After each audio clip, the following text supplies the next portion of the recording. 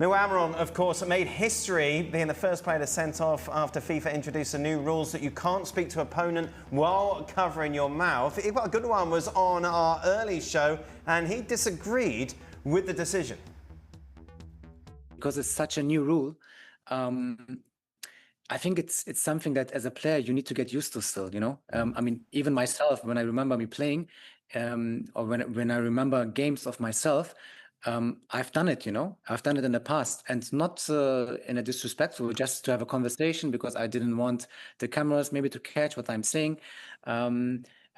Sometimes it's not just joking around. Sometimes you speak about other things, but it's not something bad, actually, you know? I've done that in my career so far. And I think it's a little bit also in our human nature that we might forget about specifically this rule, especially in the beginning. So it didn't look like it was a very bad intention from the player, from at least what I've seen. But the reaction of the Turkish player, obviously, on the opposite, speaks maybe a different language. But that's the problem that we have a little bit, you know. It's something we will never know. We will never 100% probably also agree about that rule. But as a player, at the end of the day, you must know that this rule exists now, and you have to follow it. Do you agree, Craig? It's harsh? Well, it's not harsh because that's the rule. Right. But I do pick up on the point there that it's become second nature for almost all the players for quite a few years now across multiple leagues to be doing that.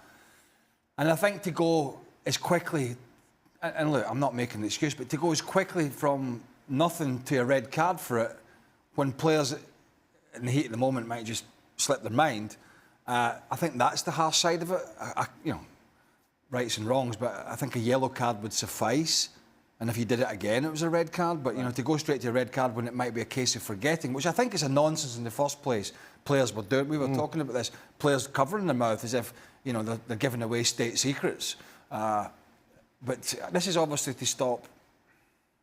They're stopping the covering of the mouth because of the potential for racism or something offensive. But I think generally players are saying something innocuous when they're doing it. And if somebody forgets, then they're simply going to get sent off, which I think is a little bit harsh. Yeah, it's a little bit harsh, but as Craig said, it's the rules. Every other player in the tournament has not done it because they've kept with the rules. Almiron forgot or didn't think it would be seen or whatever was the case. Obviously, the Turkey player highlighted it to the referee and it went to VAR. VAR sees it and says, yeah, he's got to be sent off. But there's, of all the things you can get a red card for, that seems a very silly one from the player's point of view. But to be saying something to the other player, he must have been saying something. He's not saying, oh, you're playing well. It's something disrespectful. It might not have been racist, it might not have been homophobic, whatever it was, but he's obviously saying something disrespectful. At least I get sent off for kicking somebody. Yeah, exactly. Right. Well, yeah. At least I did something meaningful. Do it properly. Or meaningless. Do you think this is going to be introduced across the board now? Yeah, I mean, I was actually at IFAB in February with Infantino, and he made the point then this is going to come in because it was on the back of the Prestiani-Vini Junior situation. Now, so every player in the world must have been aware of that because that was a huge story for days and weeks. So that's why it's been brought in. So it's not just a World Cup thing. That will continue because it has become a bit of an issue. And the reason why players cover their mouths apparently is because there have been situations, I think mainly in Spain, where people, you know, newspapers or media organisations... Yeah, there's a TV show that they've employed lip readers. Yes. So more often than not, the players are talking nothing important, but they might be saying something about the coach or the teammate or something. So that's a bit out of order doing that lip reading. But that's why the players are covering their mouths. But the rule is brought in to stop incidents like the misunderstanding, shall we say, between Vini Junior and Prestiani, which ended with he was suspended because of homophobic remarks rather than racist remarks because they couldn't prove what was announced. So that's why they brought this in. So I think Almiron must have known. Rob was right. There is only one player has done it at this point. So all the other players must know the rules. Yeah, you know, you should understand the consequences. That one of a few new directors that have been brought in for the World Cup. I know we're a bit Luddite here, but these have been good, haven't they? They have. They're like, you look at... the expanded VAR for the... I think the goal kick corners worked out brilliantly. Awarding of the wrong Yeah. corner kick been... Because unfortunately, it was Almiron also got the yellow card turned around because he dived. Ream was I think for that they need to make it quicker. Yes. But the great thing about the goal kick corners is that it's been really quite rapid, hasn't it? There hasn't been any faffing. No, the throw-ins are done much quicker. Oh my goodness. How are Arsenal going to cope? No, don't you start. Don't you start. Don't be asking me.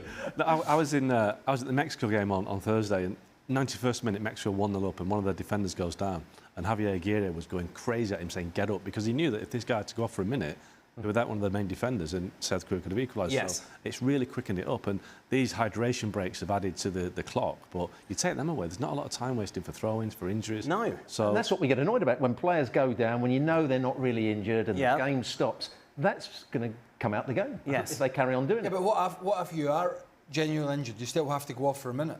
yeah, but you'd be replaced. You'd be substituted. No, what I mean is, if the physio has to come on... Yeah, you have to give you treatment, then the player has to go off, and then he's replaced by a substitute. I think it's to stop players conning the referee or trying to run the clock down. So if you are injured, then you But if take... you're Yeah, but no, what you're saying, if you're you wanna injured, come- but you can still carry on. But you're genuinely injured, but you could shake it off and come back on. You still have to be you off got- for a minute. Yeah, because you've got to take a minute to recover. I like it, Oggy. Like it. Are these going to be introduced? Or this time wasting has to be, surely, because it seems to work so well. They'll be introduced, but as we know, in domestic leagues, they'll be interpreted differently. And I mean, I go to Premier League games and I see it winds me up all the time that every slight bit of contact is a foul now. And I think referees in this World Cup have been... They've been great as well, haven't they? Yeah. They've let They've been letting a lot go. more go. So whether that continues, but I do think that a lot of these will come in. And you were joking about Arsenal, but some of these will affect Arsenal. The Premier League need... Yeah. Yeah. You said it, Oggy. You said it. red-free. Anti-Arsenal. Anti-Arsenal. Can't believe it. The time wasting in a game these days is just getting too much, isn't Yeah. it? So something needs to be done. Yes. You know, between the goalkeepers and people with throw-ins, Yep.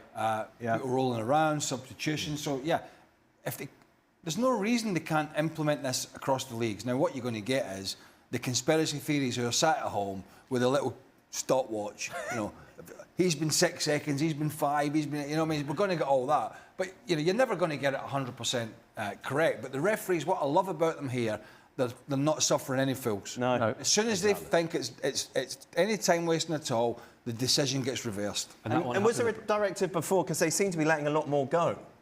I don't know about that. I mean, that to me is a surprise. They are letting more go. But I don't think a lot of these will be applied in the Premier League, for instance, because I don't think the referees are strong enough to deal with the managers on the touchline or the high-profile players that are in the rear all the time. What does that all mean? Well, it means that these guys know, Craig and Stu know, that players put referees under pressure. Right. And that will happen. Familiarity breeds contempt. A lot of these referees that are unfamiliar to the players, they're not trying it on because they know that if you try it on a World Cup, you get a booking, you get a red card, and that's it. And I would say, people always ask me, what's the difference between playing a home and away? Why do so many home teams win? It's because of the crowd's influence on the referee. Right. It might not be the big decisions, it'll be the little decisions in midfield, which means the flow of the game will go in the home side's favour. It's natural. If you hear 60,000 people, shout at you, you go, oh yeah, it must have been a foul, Right. and you give it. When nobody says anything, and you think, well, was it? Oh no, it wasn't a foul. That's the home advantage, and that will never stop. If you think you said, oh, the referees have been good, but think about it.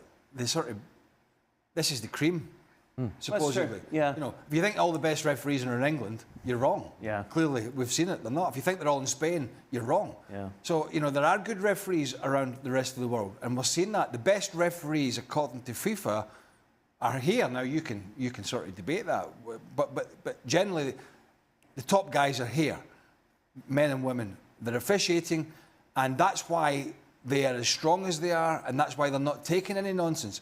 To go back to that point we all get with some of the other leagues, as you go down from the top referees to the more average ones in those leagues, they're weak. Yeah. And what we're seeing here with the officials, there is no weakness whatsoever. They're in charge, and the players absolutely know that. How long will that last? Well, Do you think there'll be no controversial decisions? apart from the guy that never sent Messi off. Fair challenge. Apart from that particular... You can't send Messi off, can you? No, Just a reminder, soccer continues here on ESPN. July 5th, Boston Legacy against Bay FC. NWSL action live on ESPN. Hey, some intriguing ties we'll see tomorrow, including Norway, who are very much enjoying their time in the States, who will take on Senegal.